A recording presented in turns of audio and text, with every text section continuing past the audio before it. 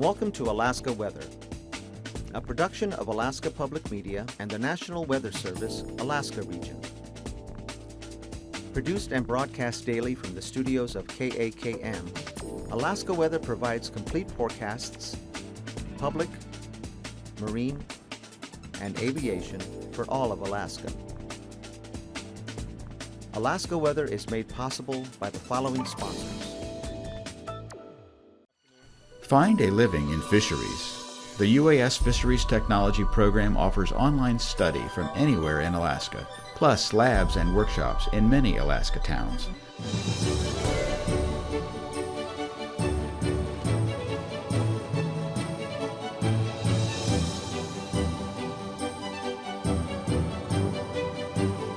Is most likely a chum. Find your living without leaving where you are. Fisheries Technology from UAS.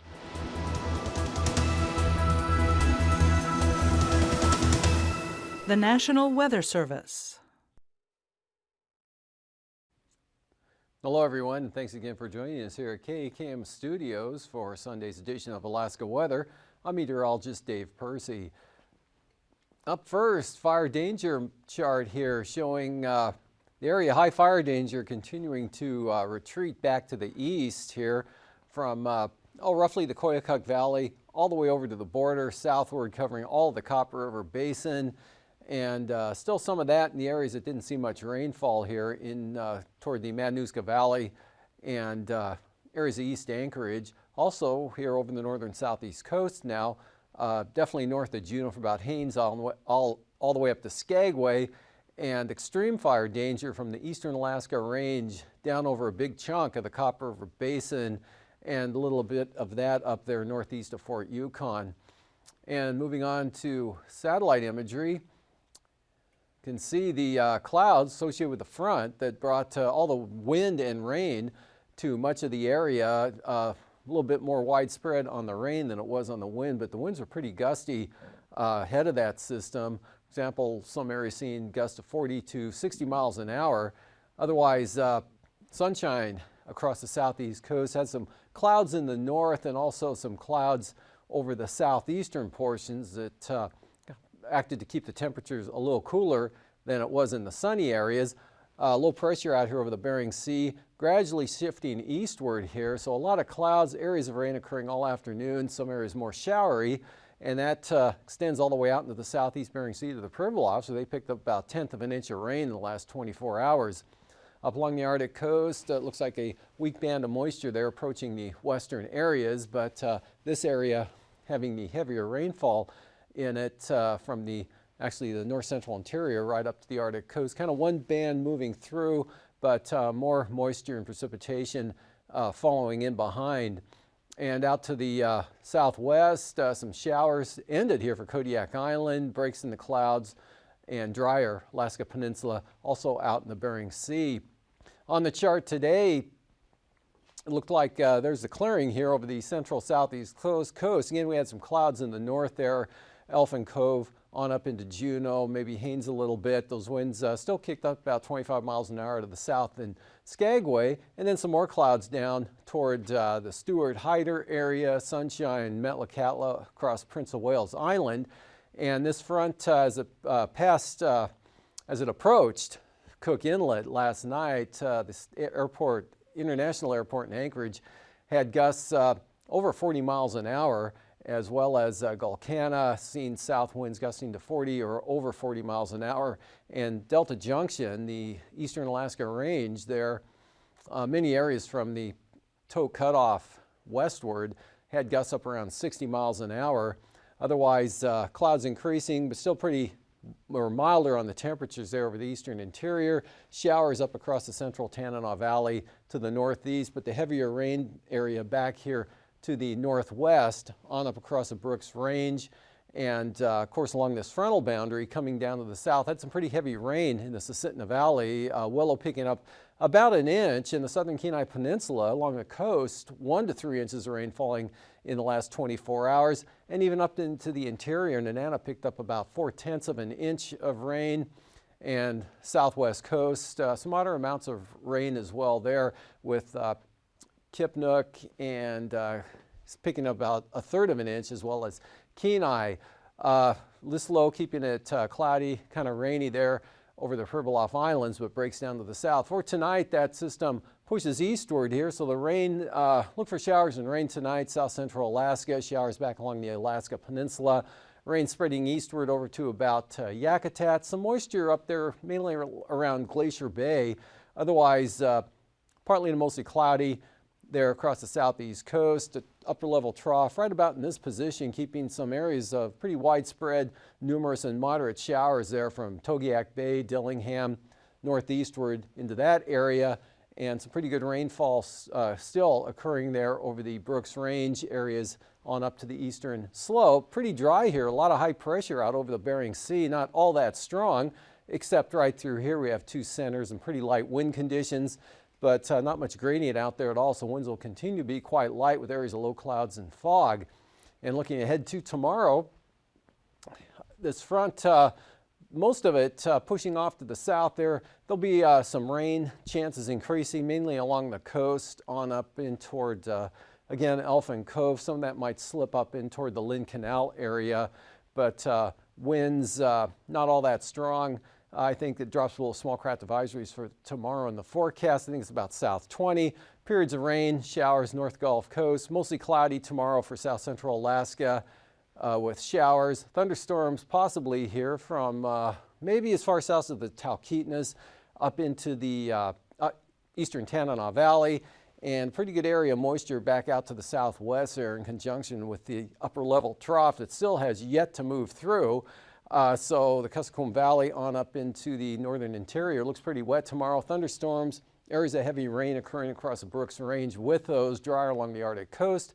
High pressure here over the southeast Bering Sea, right over the Pribilof Islands. Light variable winds there, pretty light winds for the peninsula, eastern Aleutians as well, with areas of low clouds and fog covering all of the Bering Sea, but dry with this moisture not able to reach the Aleutians tomorrow.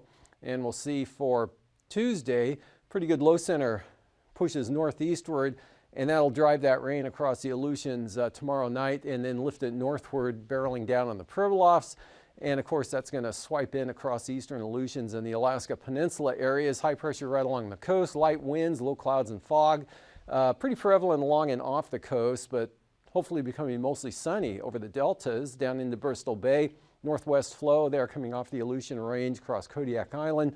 Mostly sunny and warmer for the day there on Tuesday. Also becoming partly to mostly sunny Kenai Peninsula. Risk of some afternoon showers over the Talkeetnas and portions of the Alaska Range, mostly the northern areas there. And it looks pretty showery over the Tanana Valley, actually from about the Alaska Range north and northeastward all the way up to the eastern Arctic coast. This is the position of the upper level trough, gradually shifting to the east, and low pressure off the southeast coast. Heaviest precipitation down to the south, more showery to the north, and also lighter.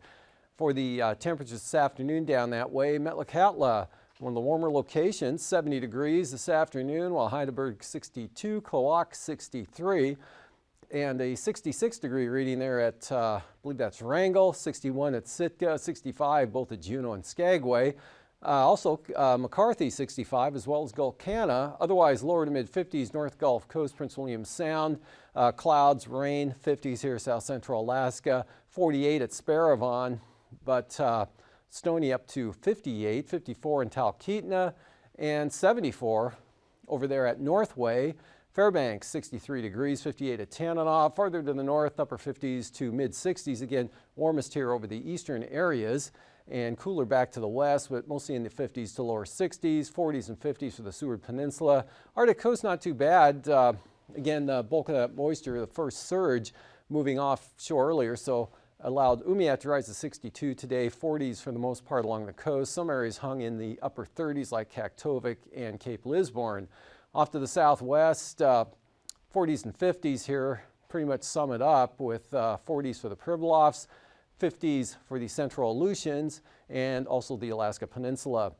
Looking at lows tonight, not much difference here. 30s along the Arctic coast, down into the Chukchi Sea, 40s Bering Sea and the Aleutians, and 40s to lower 50s over much of interior Alaska. Warmest though, mid 50s over the upper Yukon Valley, 40s to lower 50s for the southeast coast. And highs tomorrow, 50s, lower 60s down that way. Mid to upper 60s here, Tanana Valley up into the upper Yukon. Maybe the Sitna Valley could reach into the mid 60s. If you get enough clearing late in the day with 60s back to the southwest coast.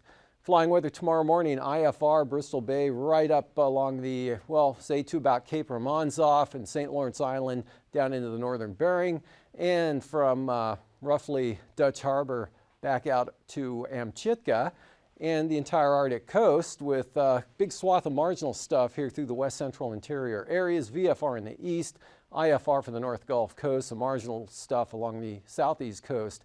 A little less of that tomorrow afternoon down here, pretty good VFR, but staying marginal up to the north along the coast here, and a narrower area of marginal VFR, Aleutian Range, right up through the central interior. South slopes of the Brooks Range, look for some IFR, and also out of the north central Bering Sea. And for Anaktuvik, IFR for tomorrow, and same forecasts are adding, again, lowest on the southern approaches of both of those passes. Lake Clark and Merrill, marginal VFR. Rainy, marginal. Windy, also marginal. Isabel looks pretty marginal tomorrow, risk of a thunderstorm. And Mentasta, VFR becoming marginal VFR. And for Tanita, IFR becoming marginal. Portage, same forecast. And Chilkoot and White, marginal. Freezing levels, pretty flat gradient here, temperature-wise, through the depth of the atmosphere anyway, with about 6,000 feet or 6,000 to 8,000 feet, a little cooler off the northwest coast, and about 8,000 to 10,000 feet out over the Bering Sea and the Aleutians. Icing with that front edging its way eastward, staying mostly off the southeast coast till maybe late tomorrow. Some of this might sneak in to the southern areas. Hard to kind of time that, but that'll extend back to the northwest there, and another area here from the Alaska Range back to the Kuskokwim Mountains, up to the north, and then bending northeastward to the eastern Arctic coast. Jet stream here, 100 knots there, just south of Kodiak Island, through this area. Upper level trough slowly shifting eastward, a little bit to the south there. Once that kicks through later in the week, higher pressure out here will slip on in. We'll be back in some pretty good sunshine and warmer temperatures. For the 9,000 foot winds, northwest 10 to 20 here, becoming south to southeast, very light though, only at about 10 knots. Southwest 25 knots, central interior up to the northeast, very light winds up over the northwest and the Panhandle. A little bit stronger winds with this incoming low there, but staying mostly south of the Aleutians through tomorrow. West-southwest 10 to 20 through the interior here at 3,000 feet. And turbulence-wise, just some spotty areas there where those southwest winds were. Could see some mechanical, mainly for small aircraft there below about 5,000 feet. Otherwise, pretty smooth everywhere else. This area may just reach late tomorrow afternoon, maybe the Adak area. And after the break, I'll be back with a look at the marine forecasts.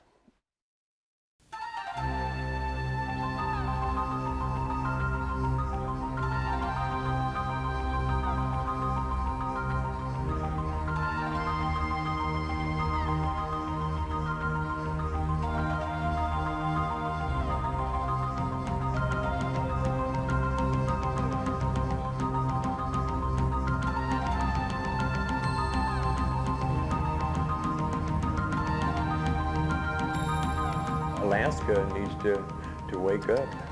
They really need to wake up. Population is increasing in the state of Alaska. The mindset of Alaskans has to change, that they are in a dangerous area. The majority of our fires here and probably in the lower portion of the south central portion of Alaska are human-caused fires. Our problem with children and fire escalates in the spring, summer, and fall. All the aerial bombers, all of the helicopters, all the firefighters that there are that we have in the United States and the world cannot get in front of something like that because it's generating too much power. In this part of the state right now in south central Alaska, we've got lots of standing dead spruce trees from the spruce beetle. Black spruce are a very flammable type of tree, even when fully green. Our weather's really changed. We have an earlier fire season now. The Arctic starts spring 8 days earlier now than it did a decade ago. That's significant. You know, last several winters over the Kenai Peninsula particularly, the snowpack has been lower than people who have been living there for 30 years ever remember. They build their houses right in among the trees because of the beauty, the remoteness, and all of those nice Alaskan things we like to think about. Yet, when they have a fire, then that is the exact recipe for having a catastrophic fire. As Alaskans are very familiar with fire. We heat our homes with it. We camp out. We go fishing. We use fire all the time. So we have to be fire safe. You have to be fire smart.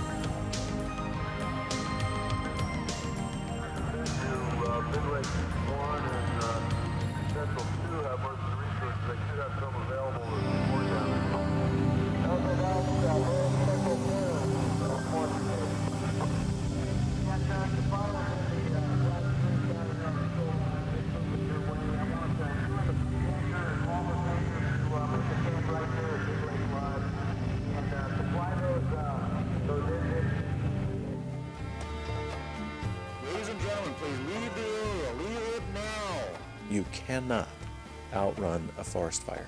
On the Mellish Reach fire, for example, most people are unaware of the fact that that was generating almost 2 megatons of energy per flame front mile. When that fire's behind you and it's chasing you, 10 minutes means nothing. You can hit the tree in front of you and you're gone. If they refuse to go, basically what we do is ask for their next of kin and a notification number. We want to get the understanding of how dangerous this situation. And that's not a casual comment, it's quite serious.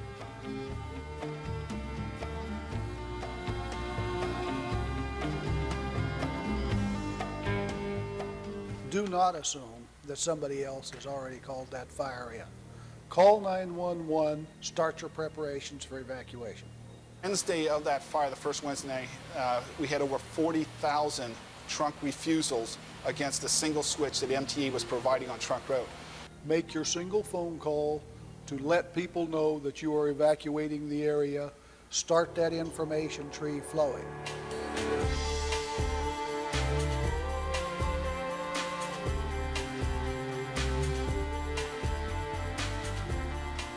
You can change clothing so that should you get caught by some strange circumstance in the fire, you're going to be protected. And that's long pants and real shoes. Don't wear thongs and a variety of things like that. You need to plan for some cross-country business here, possibly.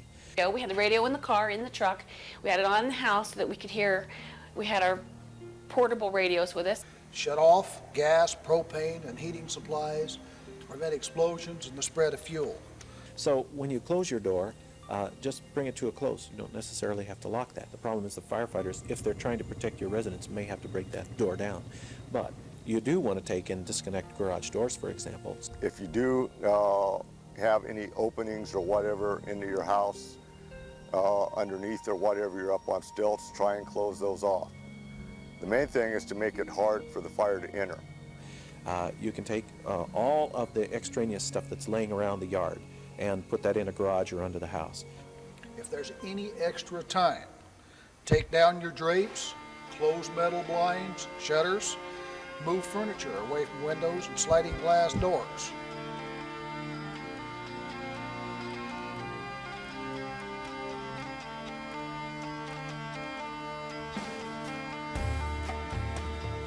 Even if it's a checklist posted to the door, it says, okay, here's where my utilities are, here are my tanks are, here I have a well, where it is, or if they have a pond that's just over the knoll that maybe we can't see. While we still had electricity, we filled all the bathtubs, tubs, water, anything we could fill up. We put buckets in the woods and flagged the areas where the buckets were with rags. Because we had wrapped the house with hoses, and had I thought about it, like last year, I would have put nails on the house at the top, and then I could have wrapped the hose around the house, left it on, and left the house. So being able to find your water supply and your generator might mean the whole difference between saving your house and losing your house.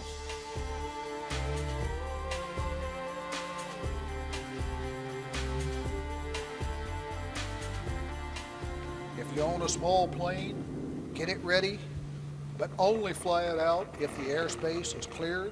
Listen to the local air traffic frequencies. I've never flown into an area where everybody's on the same single frequency yelling out altimeter settings. And Bureau of Land Management and the State Forestry was doing an excellent job of ensuring that there was no mid-airs.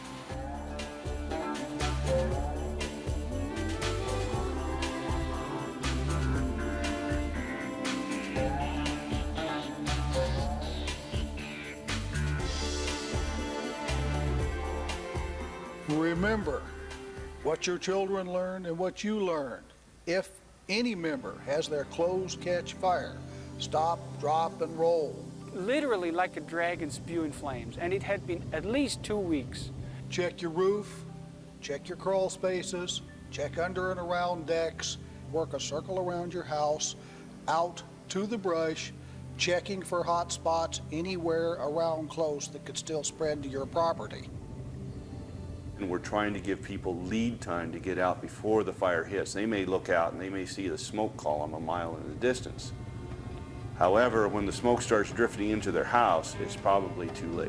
When in the springtime of the year, when the trees are crowned with leaves, when the ash and oak and the birch and yew are dressed in ribbons fair, when I was called the breathless moon in the blue veil of the night, the shadows of the trees appear amidst the lantern lights. We've been running all the night in some time of this day, not returning back again. We breathe a garden gate.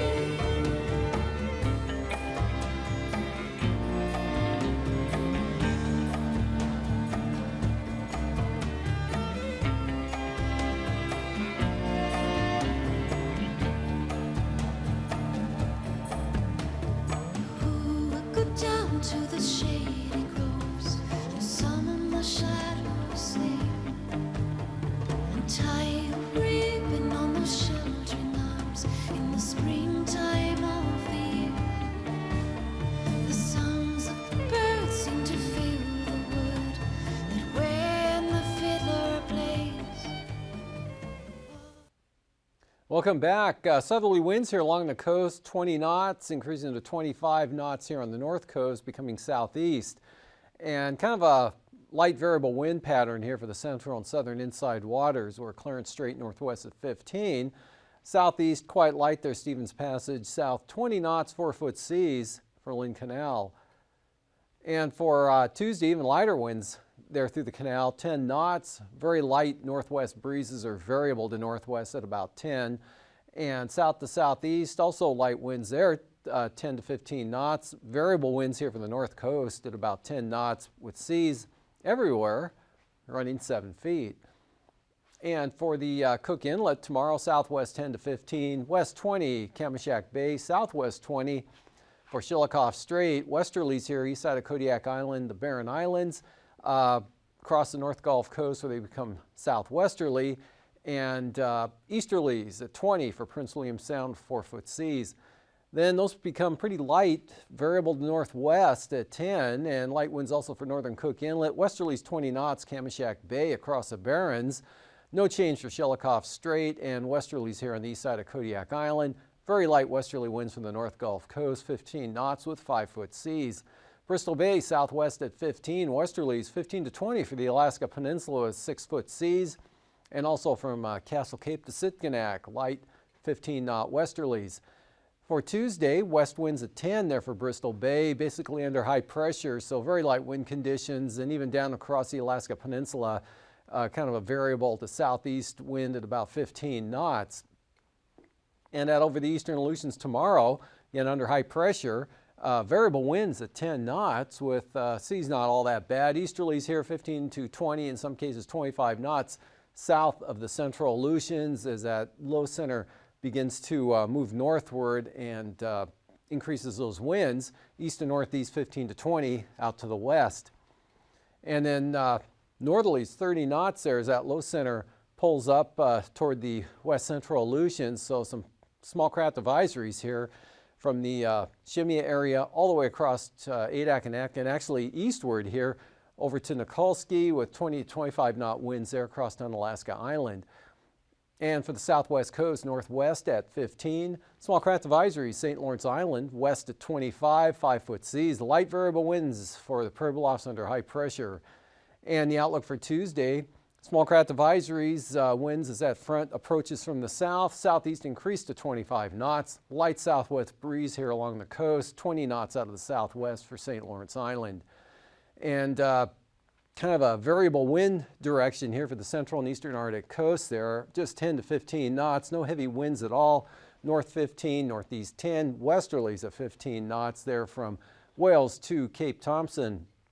And then on Tuesday, those pick up from the south and southeast at about 20 knots there from Wales up to Cape Beaufort. And west side, southeast at 15. Light variable winds for the central coast, becoming northwest here on the east side, 20 increasing to 25 knots toward Kaktovik and Demarcation Point. For tonight, bulk of the moisture now moving eastward. Still a lot of clouds and showers here, especially through Cook Inlet. It's going to be pretty slow to end. And more moisture back out here to the west. Pretty numerous showers there. It'll extend all the way up to the Brooks Range and the eastern North Slope. High pressure here across the southern Bering Sea and the Aleutians for light winds. Dry with clouds over the southeast coast. And then for tomorrow, still a risk of some moisture over the Lynn Canal or west of Lynn Canal to Glacier Bay.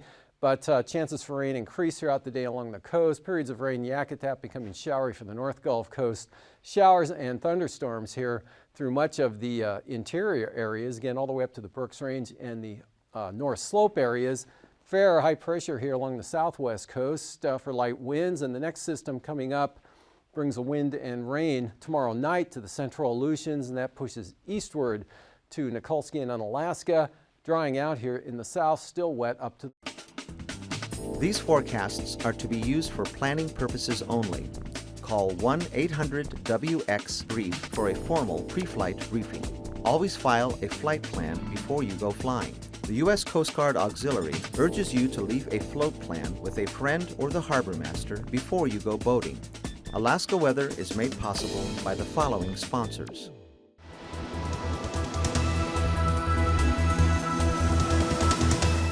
The National Weather Service.